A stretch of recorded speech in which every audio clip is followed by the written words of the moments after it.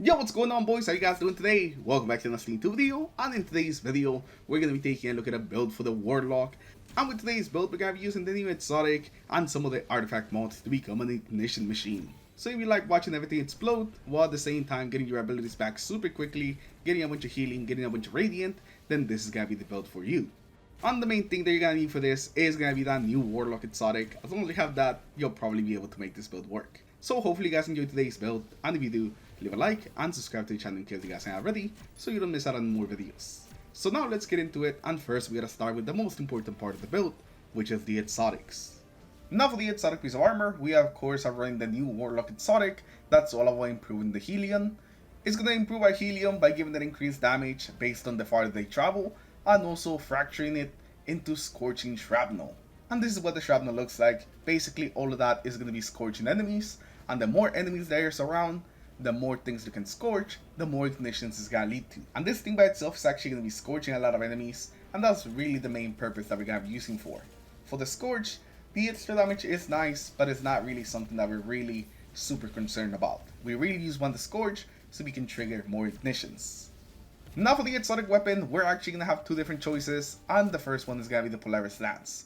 Now this one's the one that's gonna be able to fully take advantage of the exotic, especially because it's a scout rifle, so you can give enough space to the helium to be able to reach its maximum damage, and also so it can split up and actually drop the shrapnel all over the enemies. If you get a little too close, that won't happen, so the Polaris Lance essentially lets you stay in the back, apply a bunch of scorch with your weapon, and also let the exotic fully take advantage of what it can actually do. And it also helps that in the artifact there's a lot of scout rifle mods, so this is like the perfect time to be using the Polaris Lance.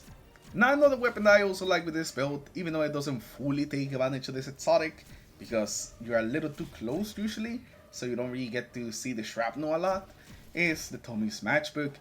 That this plus the helium are pretty good together.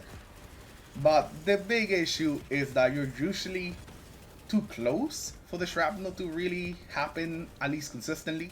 But even though you're not really getting the shrapnel, you are getting the increased damage, as well as just the ridiculous amount of scorch you get with the Tommy's, as well as just being able to heal on kill, since that's like the new buff that I got. So the Tommy's is actually really good right now, and I would definitely recommend it, but both of these weapons are going to be fantastic.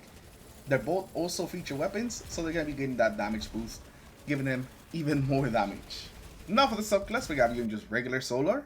And for your super, you can go with any of them, but the Song of Flame is just too good to ignore. With the survivability, the damage, the amount of time that it lasts, it can be your oh shit button whenever you need it, and you just don't die in it. You get so much damage resistance while in it, it is really hard to kill you. So I would say just stick to the Song of Flame. Now for your abilities, you want to be on the Phoenix Dive. I feel like this works the best for this type of build, because as long as we keep spamming Phoenix Dive, we're going to be constantly healing, as well as keeping our helium up, which is the main thing that we want. We want our healing up time to be as close as we can to 100%, and with Phoenix Dive, you can easily make that happen. For your melee, you don't really have to go with a specific one, you can go with either of these, they're both going to work pretty fine. As long as you hit something with your melee, you're going to go Radiant.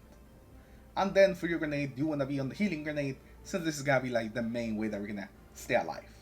We got to throw that healing grenade, start killing things, and just extend that restoration just as much as we can. Now for the aspects, we're going to be on Touch of Flame to make our grenade stronger, so we can get that ×2 restoration.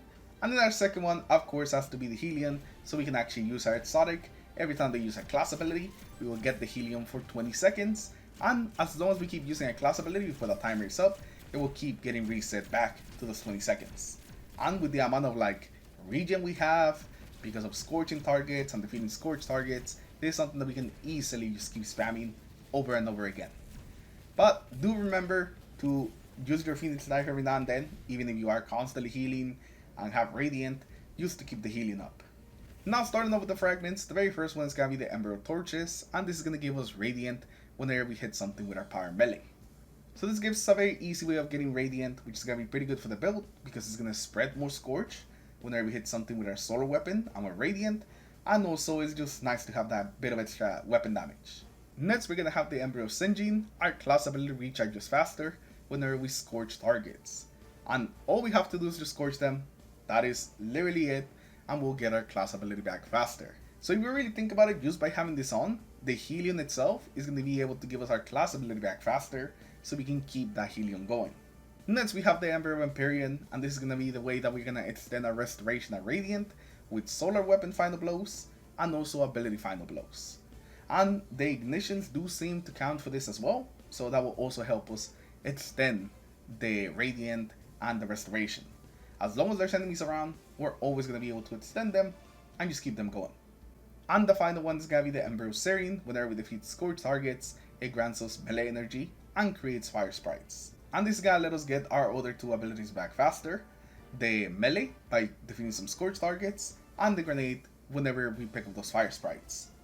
Now for the artifact, we have a couple of good ones here. Some of them are going to be a little bit more effective than others. So let's start with the very end, which is like where the big ones are.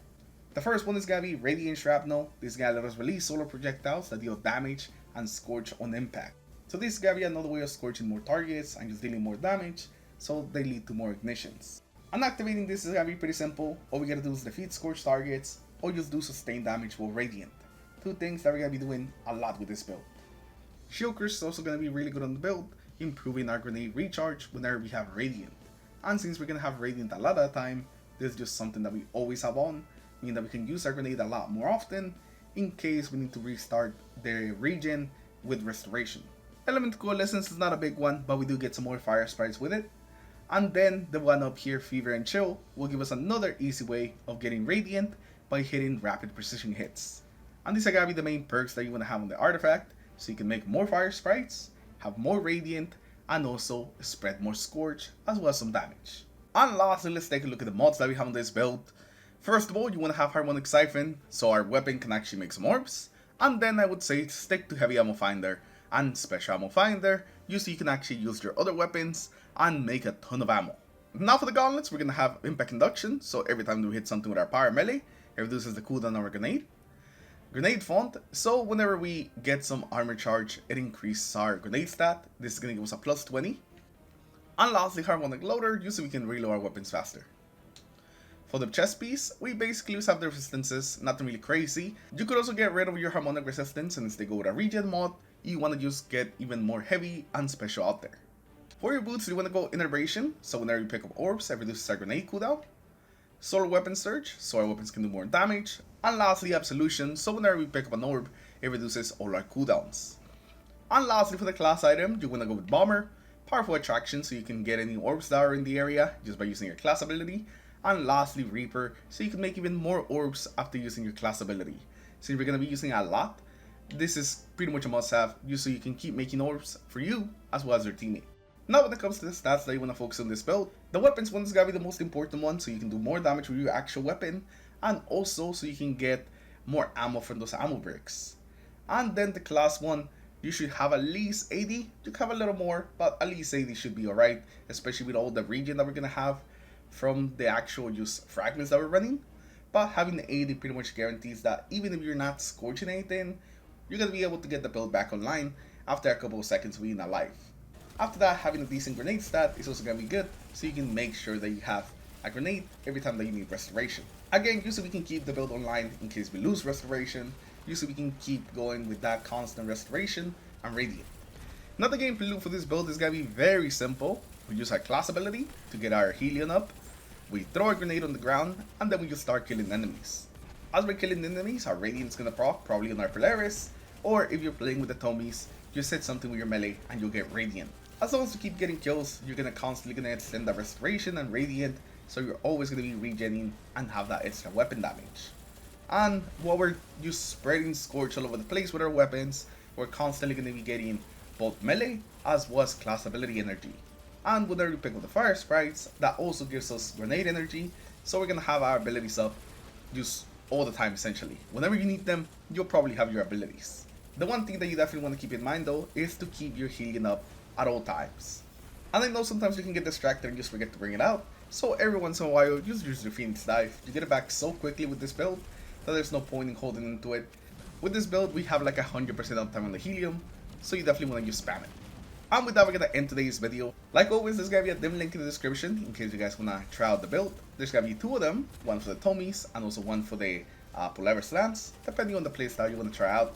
I actually think that the Polaris Lance is actually the safest one, so you want to just have a safe time while at the same time still doing a bunch of ignitions and explosions, I would say go Polaris. But if you want to have a little bit more fun up close, or you just love the Tummies, definitely check out the Tummies one as well. Anyways, thank you for watching, thank you for stopping by. By the time you watch this, I'll probably be on my way to GCX, so it's definitely pretty exciting and expect some videos. Anyways, thank you all, and I'll see you guys in the next one. Peace.